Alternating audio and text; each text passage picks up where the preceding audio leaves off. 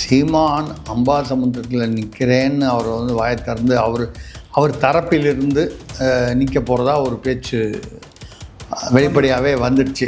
அவரே கூட நிற்கிறேன்னு சொல்லிட்டார் நினைக்கிறேன். அவர் சொல்லிட்டார்.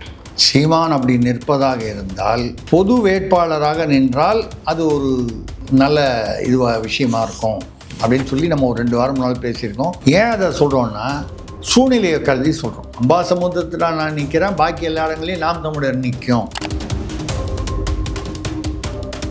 எப்போவுமே சீமான் வந்து அவரோட ஸ்டைல் வந்து எல்லாருக்கும் முன்னால் அவர் கேண்டிடேட்லாம் அறிவிச்சிருவார், எல்லாருக்கும் முன்னால் அந்த பிரச்சாரத்தை ஆரம்பிச்சிருவார். இது அவருக்குன்னு ஒரு ப்ரொஃபைல் ஸ்டைல். அந்த வகையில் வந்து இப்போ அவர் வந்து எல்லாருக்கும் முன்னால் மற்றவங்களாம் வந்து வெறும் வெளியில் பேச்சா அடிப்படுது, அவங்கவுங்க இதை பற்றி பேசலை. இப்பொழுதும் 40% அங்கே வந்து நாடார்கள் இருக்கிறார்கள் என்றால் பொது வேட்பாளர் என்று அறிவிக்கிறாங்களா இல்லை நாங்கள் தேர்தலில் போட்டியிடலைன்னு ஒதுங்குறாங்களா? ரெண்டுத்துக்கும் வித்தியாசம் இருக்குது. பொது வேட்பாளர்னு சொன்னால் அவங்க வந்து பிரச்சாரம் பண்ணுவாங்களா? பிரச்சாரம் பண்ணால் அது சரியாக இருக்குமா? நாம் தமிழரே வந்து திமுகவுடைய ஊழலுக்கு எதிராக, திராவிட கட்சிகளின் ஊழலுக்கு அதிமுகவுக்கும் எதிராக பல முறை பேசியிருக்கிறார். இப்போ அவங்க வந்து பிரச்சாரம் பண்ணால் அது மக்கள் ஏற்றுக்கொள்வார்களா? இல்லை அவர்கள் பொது வேட்பாளர் என்று அறிவித்து விட்டு அமைதியாக இருந்தால் போதுமா? இப்படி பல கேள்விகள் அந்த பொது வேட்பாளருங்கிற ஒரு விவரத்தை சுற்றி இருக்குது. என்னை பொறுத்தவரை அவர் வந்து அம்பாசமுத்திரத்தில் நிற்கிறார் என்றால்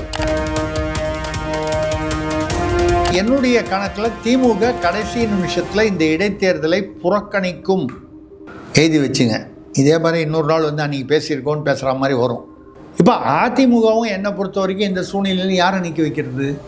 அப்படி இருக்கக்கூடியதில் அதிமுகவும் நிற்பதற்கான வாய்ப்புகள் குறைவு என்பது என்னுடைய கணிப்பு. இப்போ திமுக அதிமுக 2 நிற்கலைன்னா ஒரே ஒரு விஷயம் மட்டும் சீமான் கவனமாக இருக்க வேண்டும்.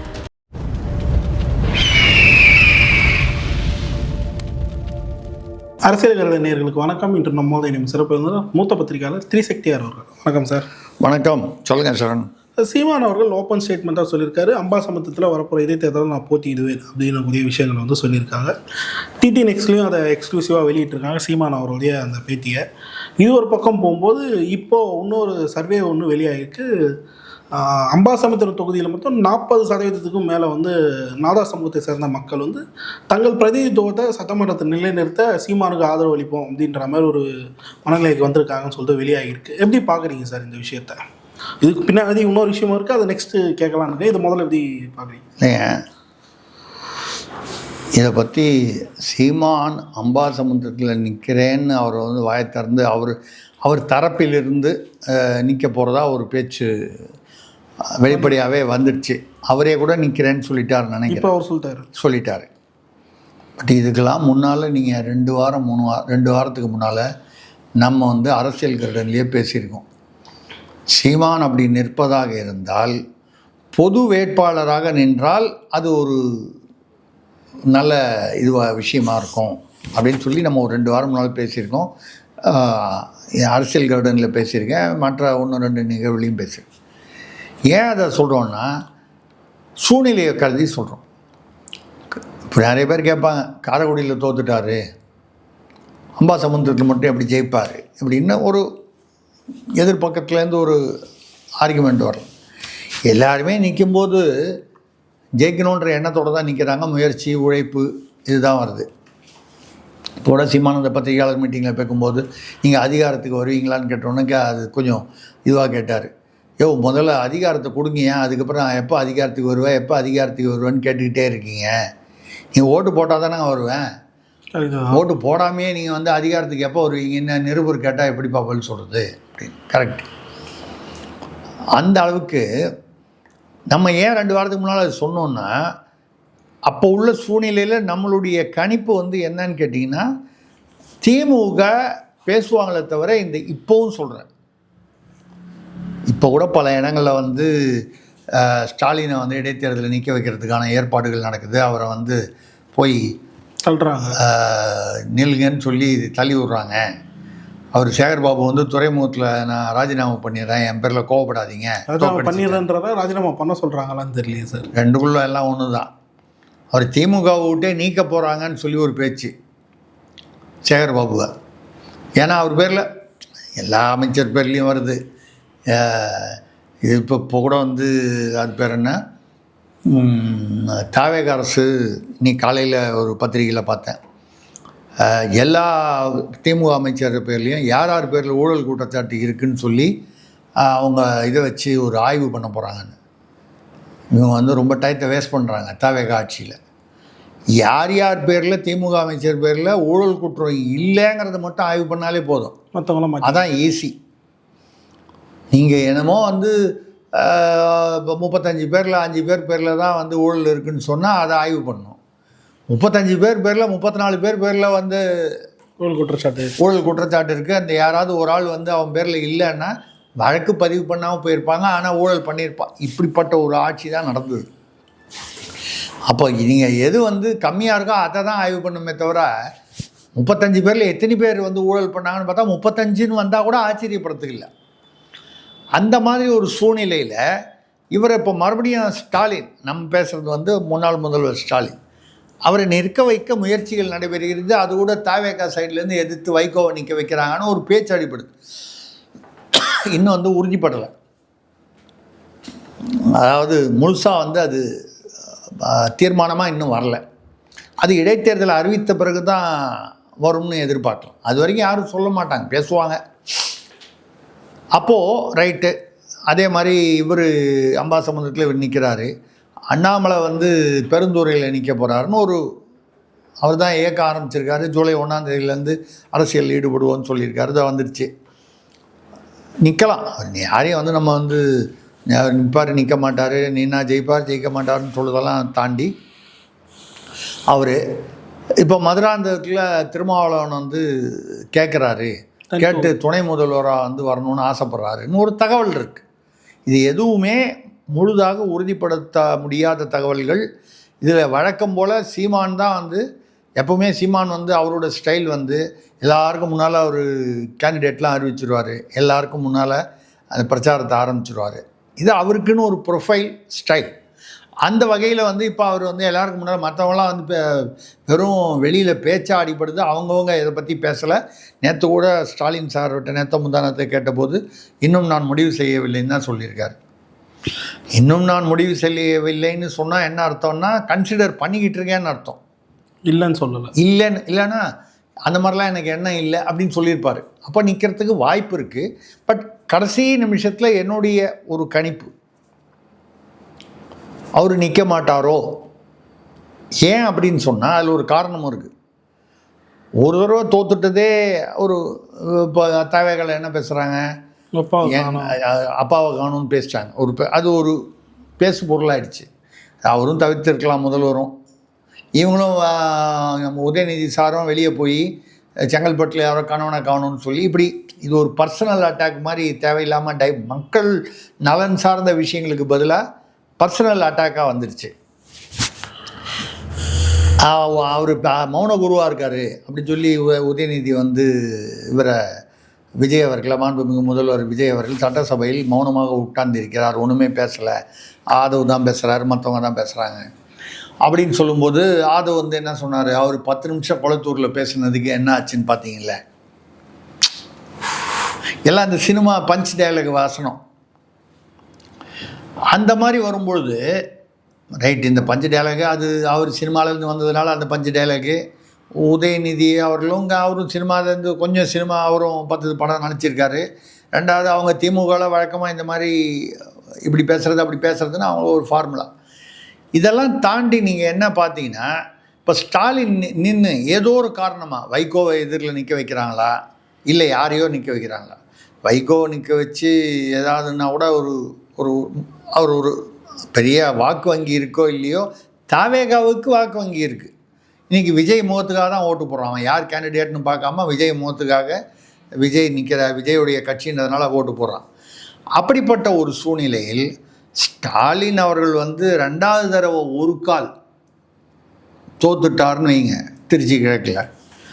நேரு பேச்சை நம்பி நான் உங்களை ஜெயிக்க வைக்கிறேன்னா அவங்க கதையே எவ்வளோ பேர் தோற்றுருக்காங்க. அப்படி இருக்கும்போது ஏதாவது ஒரு பிரச்சனை வந்துருச்சுன்னால் கிட்டத்தட்ட அரசியல் வாழ்க்கையை வந்து இவ்வளவு மோசமாக முடித்துக்கொள்ள அவர் விரும்ப மாட்டார். இல்லை அவரே விரும்பினா கூட என்னை போன்ற என்கிட்ட யாரும் வந்து ஆலோசனை கேட்க போகிறதில்ல, எந்த கட்சியும் கேட்க போகிறதில்ல. அதுவும் முக்கியமாக திமுக நிச்சயமாக கேட்காது. கேட்டால் நான் நிற்க வேணான்னு சொல்லுவேன். அப்படியே வந்து நீங்கள் அரசியலில் ஒரு தலைவராகவே இருந்து அப்படி ஓய்வு பெறுறது தான் மரியாதை. மறுபடியும் தோற்று போனீங்கன்னா இன்னும் கொஞ்சம் அவமானம் தான். இது ஸ்டாலின் அவர்களுக்கு சொல்கிறேன். ஏன் வந்து இதை கம்பேர் பண்ணி நான் சொல்கிறேன் அப்படின்னு சொன்னால், ஸ்டாலின் அவர்கள் முதல்வராக இருந்து தோற்றவர். சீமானுக்கு அப்படி இல்லை.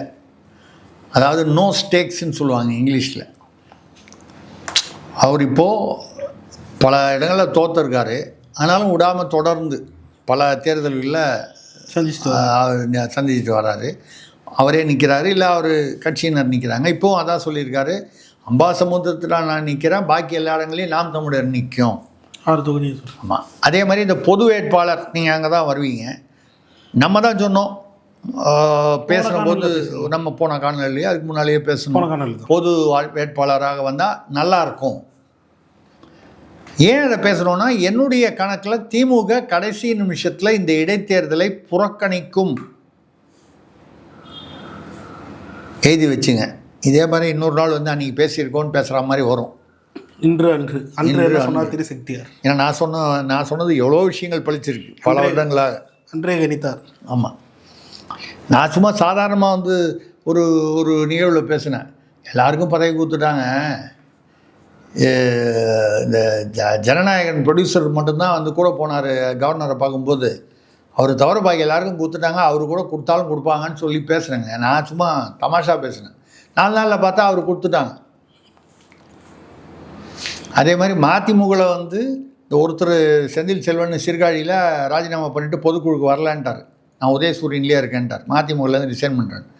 அது ஒரு நிகழ்வில் பேசினேன். கட்சி தகவலும் பேசும்போது நான் சொன்னேன், இன்னொருத்தர் இருக்கார், அவர் நாளைக்கு பொதுக்குழுக்கு வருவார்னு. அநேகமாக அவரும் வரமாட்டார், அவருமே வாங்கி உதயசூரியன்லேயே நின்றுடுவார் அப்படின்னு சொன்னேன். எங்கே பொதுக்குழுக்கு அதுக்கு முதல் நாளோ 1 நாள் 2 நாள் இருக்கும்போது கடைசியில் பார்த்தா அதே மாதிரி நடந்து போச்சு. அவரும் வரல. இப்போ நம்ம சொன்னால் நடக்குதா இல்லை நடக்கிறது நமக்கு முன்னால் தெரியுதான்னு எனக்கு தெரில. இப்போவும் நான் சொல்கிறேன், திமுக இதெல்லாம் தாண்டி, அதாவது ஸ்டாலின் நிற்கிறாரு, வைகோ எடுத்து நிற்கிறாரு, இப்படிலாம் தகவல்கள் வருகின்றன. அந்த தகவல்களை நானும் பேச வேண்டியிருக்கு. இப்போ நீங்கள் கேட்டிங்கன்னா நான் பதில் சொல்லி தானே ஆகணும். ஆனால் என்னுடைய உள்மனது சொல்கிறது, திமுக புறக்கணிக்கும் இந்த தேர்தலை. அதிமுக என்ன செய்யும்னு கேட்டால், அவங்க இருக்கிற நிலைமையே கொஞ்சம் மோசமாக இருக்குது. நேற்று கூட பார்த்தீங்கன்னா அவர் வேலுமணி வந்து கட்சி அடையாளம் இல்லாமல், கட்சி கொடி இல்லாமல், எடப்பாடி பழனிசாமிக்கு சம்மந்தம் இல்லாமல் அவருடைய ஆதரவாளர்கள், ஏன்னா கட்சின்னு ஒரு பேனர் போட்டு ஒரு கூட்டம் வச்சா உனக்கு யார் அதிகாரம் கொடுத்தது அதெல்லாம் வரும். ஏன்னா இவர் வந்து அதிமுகலேருந்து அந்த விட்டுட்டு போன வேலுமணி, அப்புறம் தங்கமணி, நத்தம் விஸ்வநாதன், இவங்களுக்கெல்லாம் ஏதோ அகில உலக எம்ஜிஆர் ரசிகர் மன்ற தலைவர், அப்புறம் அந்த துணை பொதுச் செயலாளர், அமைப்பாளர், இதெல்லாம் கொடுத்துருக்காங்க. இதெல்லாம் வந்து சும்மா வந்து டம்மி போஸ்ட்டு, பேருக்கு தான் போஸ்ட்டை தவிர உண்மையான போஸ்ட் வந்து என்னன்னு கேட்டிங்கன்னா பொதுச் செயலாளர் தலைவருங்கிற அந்த அர்த்தம். அவர் எடப்பாடி, அது அவர் விட போகிறது இல்லை. கீழே வந்து பார்த்திங்கன்னா மாவட்ட செயலாளர் தான் வந்து பவர்ஃபுல். அதுதான் இவங்ககிட்ட இருந்து பிடுங்கிட்டார் மாவட்ட செயலாளர். எப்போது அந்த 25 பேர் அங்கே சட்டமன்றத்தில் ஆதரவு கொடுத்த போது பிடுங்கி, அதுக்கு பதில் இவங்களுக்கு ஆப்போசிட்டாக, இப்போ உதாரணமாக வேலுமணிக்கு எதிரில் உள்ளூரில் யார் அரசியல் பண்ணிட்டு இருந்தாங்க அதிமுகக்குள்ளே, அந்த சேமா வேலுச்சாமின்னு அவர் கொடுத்துட்டாரு. இந்த பக்கம் உதாரணமாக இதில் திண்டிவனத்தில் பார்த்தீங்கன்னா, விழுப்புரம் திண்டிவனத்தில் சிவி சண்முகத்தை எடுத்து மாவட்ட செயலாளரை பிடுங்கிட்டு பசுபதினு ஒருத்தர், அவங்க 2 பேருக்கும் எப்போவுமே உள்ளே ஆகாது, அவரு கொடுத்துட்டாங்க. இப்போ இவங்க என்ன சொல்கிறாங்க, இந்த மாவட்ட செயலாளரை திருப்பி கொடுன்றாங்க. யார்? வேலுமணி, சண்முகம், இவங்கெல்லாம் திருப்பி கொடுத்தா அவங்க வச்சுப்பான். யார்? இவங்களுக்கு பதில் போட்டாங்கல்ல, 1 மாதத்துக்குள்ளேயே அந்த மறுபடியும் என்ன வந்து எடுத்துட்டீங்க அந்த ஆள் பேச்சை நம்பி, ஊருக்குள்ளே மறுபடியும் ஆமத்தம் இவங்க உடச்சிட்டு போவாங்க, இல்லை அவங்க உடச்சிட்டு போவாங்க. இந்த மாதிரி ஒரு சிக்கலான சூழ்நிலையில் அதிமுக இருக்குது. இப்போ அதிமுகவும் என்னை பொறுத்த வரைக்கும் இந்த சூழ்நிலையில் யாரை நிற்க வைக்கிறது? இப்போ 2, அதாவது எடப்பாடி குரூப்புன்னு தனியாக ஆகிடுச்சு, வேலுமணி குரூப்புன்னு ஒரு குரூப் வந்துடுச்சு, சிவி சண்முகத்துக்கு ஒரு குரூப் இருக்குது. இதில் அக்கா லீமா ரோஸ் அம்மையார் அவர்கள் தனி குரூப். அது எல்லா குரூப்புக்கும் சூப்பர் குரூப்பு. பவர் சென்டர் இப்போ அவங்க தான் குலுக்கல் முறையில் அவங்க வந்து ஆளை எடுக்கிறாங்க. ஆனாலும் வந்து அவங்க குலுக்கல் முறையில் எடுக்கிறதுனால அவங்களுக்கு வந்து பவர் எப்பவுமே அதிகமாக இருக்கும். சோபா மாடல் அரசியல் நடத்துறதுனால. நீங்கள் மற்றவங்களாம் வந்து சேரு, ஸ்டூலு, டேபிளுன்னு பண்ணால் அந்தம்மா சோபா ஒரு கௌரவத்துக்காக சொல்கிறேன். ஆமாம். ஆனாலும் வந்து அப்படி இருக்கக்கூடியதில் அதிமுகவும் நிற்பதற்கான வாய்ப்புகள் குறைவு என்பது என்னுடைய கணிப்பு. இப்போ திமுக அதிமுக ரெண்டும் நீக்கலைன்னா வேறு யார் தாவேக வைத்து நிற்பாங்க? சீமான் மட்டும் தான் இருக்குது. அவர் தான் முன்கூட்டியே அறிவிச்சார். வேறு ஒன்றும் இல்லை. அண்ணாமலை அதற்குள்ள கட்சி ஆரம்பித்து நிற்க அவர் பெருந்துறையில் நிற்க போகிறாருன்னு ஒரு செய்தி வருது. பட்டு இந்த ஒரு கேப்புக்குள்ளே கட்சி இயக்கத்தை கட்சியாக மாற்றி கட்சியில் ஸ்ட்ரக்சர் ஏற்படுத்தி பூத் கமிட்டி போட்டு நிற்க முடியுமா அப்படின்னா எனக்கு என்னமோ அவ்வளோ சீக்கிரம் நிற்பதற்கு வாய்ப்பு இல்லை. அவர் வந்து பெருந்துறை இந்த இடைத்தேர்தல்களில் வந்து நாங்கள் வந்து யாருக்கும் சப்போர்ட் பண்ண மாட்டோம், ஆதரவு தர மாட்டோம், நாங்கள் எங்களுடைய எதிர்கால வளர்ச்சிக்காக இப்பொழுது அதற்கான கட்டமைப்பில் ஈடுபட்டு இருக்கிறோம் அப்படின்னு சொல்கிறதுக்கு வாய்ப்பு இருக்குது. ஒரு பக்கம் செய்திகள் வர்றது வந்து நம்ம பேச தான் பேசுகிறோம். என்ன சார் நீங்களே அந்த நிகழ்வில் இவர் நின்னால் நிற்பாருன்னு சொல்கிறீங்க. நிற்பாருன்னு சொல்லி பேச்சு வருது, நம்ம அந்த அதை அலசுகிறோம். ஆனால் உள்மனதில் இது நிகழுமா என்றால் அரசியலில் நம்ம சொல்கிறது தான் நடக்கணும்னு அவசியம் இல்லை. பல சமயங்களில் நடக்குதுன்னு சொல்கிறோமே தவிர நம்ம சொல்கிறத கேட்டு தான் யாரும் கேட்க போகிறது. இந்த சூழ்நிலையில் இதையெல்லாம் நான் வந்து முன்பே கணித்து தான் போன வாரமோ அதுக்கு முன்னாலேயோ நம்ம ஏதோ பேசும்பொழுது பொது வேட்பாளர் இப்போது ஏன் இந்த பொது வேட்பாளருங்கிற பேச்சு இப்போ அதிகமாக போச்சுன்னு பார்த்தீங்கன்னா முன்னாள் முதல்வர் ஸ்டாலின் அவர்களை வந்து ஏதோ ஒரு இதில் வந்து இவர் சந்தித்தார். கௌதமன் அவர்களுடைய இல்ல திருமண விழாவில் வந்து இவர் சீமான் சந்தித்தார். சந்தித்து வெகு நேரம் பேசி கிட்டத்தட்ட 1 மணி நேரமாக நம்ம பேசி கொண்டிருந்தார்கள் என்று அவர் சொல்லப்படுகிறது. என்ன பேசுனாங்கன்னு அவங்க 2 பேரும் சொல்லாமல் எல்லாமே யூகங்கள் தான். ஒரு கால் பொது வேட்பாளராக நீங்கள் என்ன சப்போர்ட் பண்ணணும்னு அவர் கேட்டிருப்பாரா? கேட்டு அவருக்கு என்ன பதில் கேட்டாரா? கேட்டு என்ன பதில் சொன்னார் தெரியாது. ஆனால் யூகங்கள் அவர் கேட்டிருக்காரு, அவர் வந்து அநேகமாக ஒத்துக்கிட்டாரு அப்படிங்கிற மாதிரி சில தகவல்கள் சொல்கிறாங்க. இதெல்லாம் யூகங்கள் தான். என்ன பேசினார்கள் என்பதை ஒன்று ஸ்டாலின் சொல்லணும், இல்லை திரு ஸ்டாலினோ திரு ஸ்ரீமான் அவர்களோ சொல்லாத வரை எல்லாமே யூகங்கள் தான். நான் சொல்கிற பொது வேட்பாளர் வாய்ப்பு அப்படி என்பது வந்து இவங்க பேசுனாங்க பேசலை அப்படிங்கிறது இல்லாமல் அவரவர்களுடைய கட்சியுடைய சூழ்நிலையை கருதி இப்படி தான் நடந்துப்பாங்கன்னு ஒரு யூகத்தில் சொல்கிறோம். நடக்கலாம், நடக்காமல் இருக்கலாம். இப்போ நீங்கள் சொல்கிற விஷயத்தில் பார்த்தீங்கன்னா ஜாதி ரீதியான அந்த நாடார்கள் எங்கே போனாலும் தமிழ்நாட்டில் வந்து சாதி ரீதியான அரசியலை தவிர்க்க முடியாது. இப்போ கூட பள்ளிக்கூடத்தில் அட்டை கூட வந்து சாதி குறிப்பிட்டு தான் கொடுக்கணும்னு சொல்லி ஐடி கார்டில் அது எது கேட்குறாங்க செங்கோட்டையன் சொல்லியிருக்காரு, அவர் ராஜ்மோகனும் பேசியிருக்காரு. அதை பற்றி நீங்கள் சாதியை ஒழிக்கணும்னு சொல்லிவிட்டு ராஜ்மோகன் அவர்களே வந்து நீங்கள் சாதி கயிறுலாம் கட்டிட்டு வரக்கூடாது, அது 2 நாள் முன்னாடி தான் சொன்னார். ஆமாம். அப்போ அது அல்ல, முதல்ல வந்து எந்த சாதி அடையாளங்கள் கூடாதுன்னாரு. அப்புறம் வந்து இந்த ஆன்மீகமாக அந்த மாதிரி கயிறுலாம் கட்டிட்டு வரலான்ற மாதிரி கொஞ்சம் அதை மாற்றி பேசினார். நீங்கள் வந்து இதில் எப்படி வந்து கணக்கு பண்ணுவீங்க? சிவப்பு கயிறு கையில் முதல்வரே சிவப்பு கயிறு கையில் கட்டியிருக்காரு, கருப்பு கலரில் ஒரு பொட்டு வச்சுருக்காரு, என்னமோ அரகஜா பொட்டுன்றாங்களே.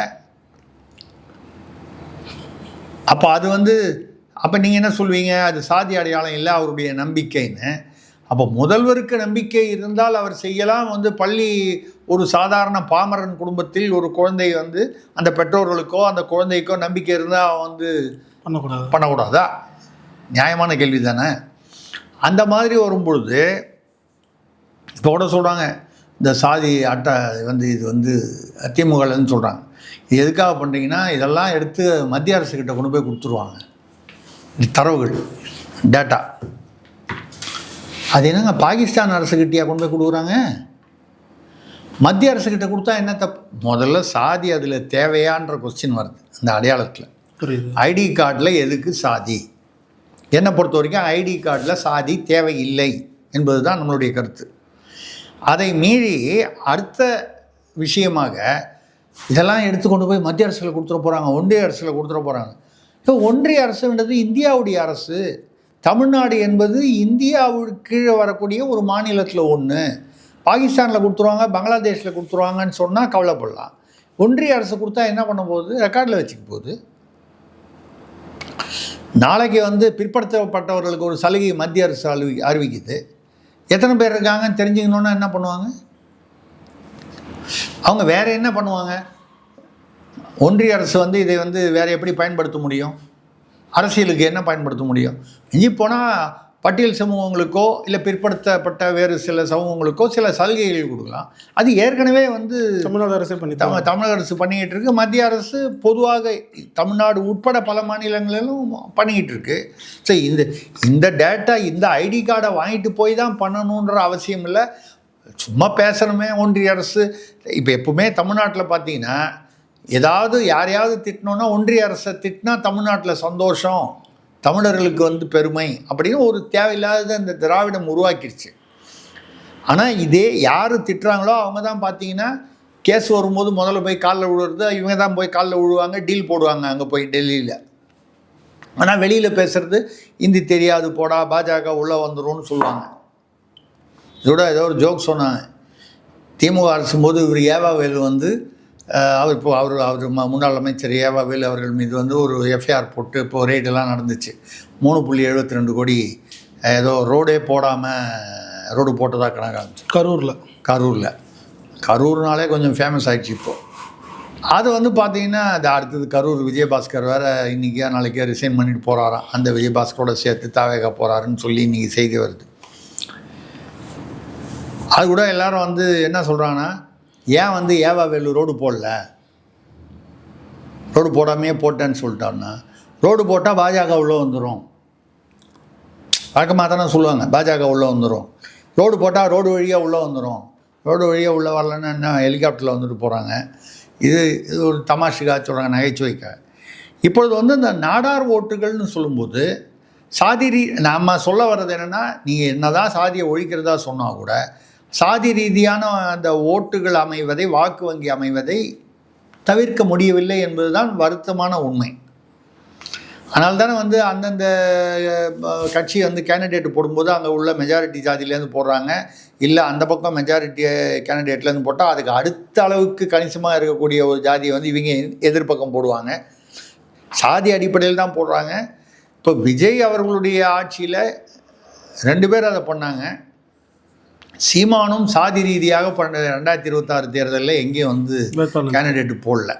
அந்த மாவட்டத்தை சேர்ந்தவர் தான் சொல்லி கூட போடலை. பொதுவாக சாதிக்கு அப்பாற்பட்டு தான் போட்டார். விஜய் அவர்களும் அப்பாற்பட்டு தான் போட்டார். சீமான் ஒரு கருத்தியலுக்காக அதை போட்டார்.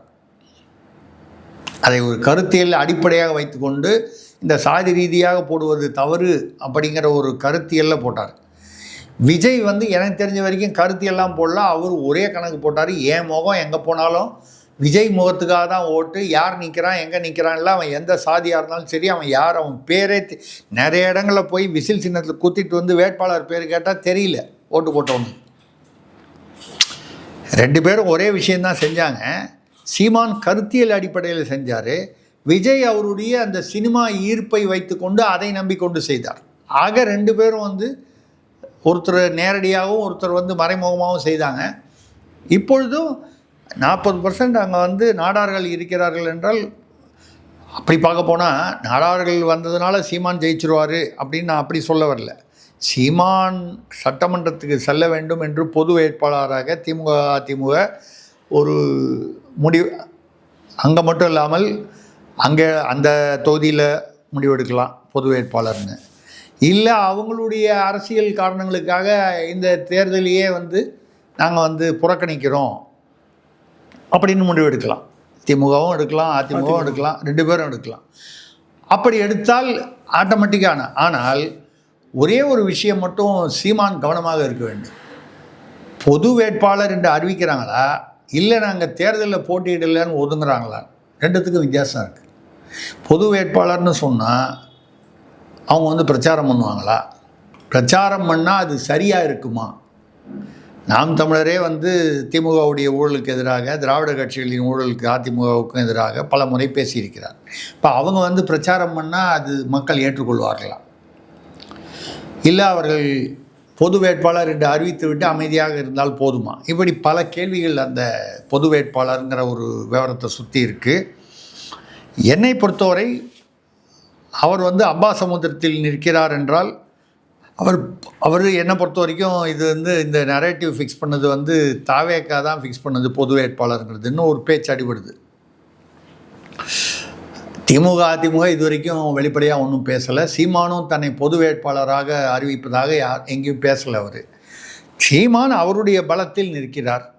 அந்த பலத்தில் நிற்கும் பொழுது அவர் வந்து அந்த பலத்தில் அவர் வெற்றி பெற்றால் சட்டமன்றத்தில் அவர் நுழைவதற்கு இப்பொழுது ஒரு புது வாய்ப்பு கிடைத்திருக்கிறது. அது நல்லபடியாக நடைபெறட்டும். சார், பல்லர் கேள்வி தெளிவாக நன்றி. நன்றி, வணக்கம்.